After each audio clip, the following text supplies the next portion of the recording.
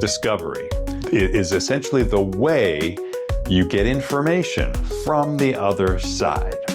For example, I had a case once involving a horrible injury that happened to a worker at a chicken processing facility.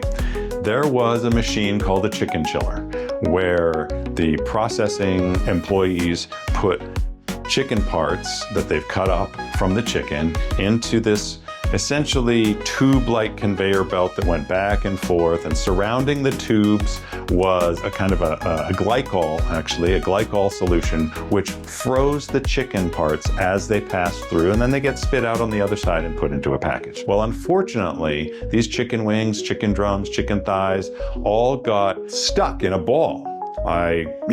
Think of it as a frozen chicken cannonball inside this tube. And these poor workers had not been properly trained on what to do if this happens. So these poor workers were doing everything they could. They were running hot water through it. They were poking it with broomsticks until, unfortunately, on one side of the machine, there was someone poking at it, poking through the tube with a broomstick and looking in the tube. And without being told this, another worker on the other side of the machine uncapped the other end and attached a high pressure pneumatic hose, in other words, thousands of pounds of air pressure hose to it, and turned that on to push the frozen chicken cannonball through the tube. And unfortunately, my client was still on the other side of the machine and was hit with a frozen chicken cannonball, severely injuring him. Well, I needed to find out a lot. I knew nothing when the case started other than that my poor client had been horribly injured, partially paralyzed. I needed to conduct discovery, and a lot of it. I needed to get depositions to get the people who manufactured this piece of equipment